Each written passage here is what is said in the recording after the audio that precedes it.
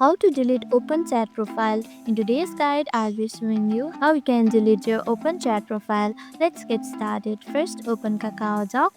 Now once you are in, tap on this chat section right here at the top. Tap on it.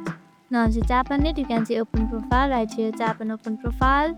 Now you will see your open profiles right here. Now in order to delete it, just tap on the settings icon right here at the top, and you can see your open profile right here. Just swipe left like this in your profile, and you can see delete right here. Tap on delete.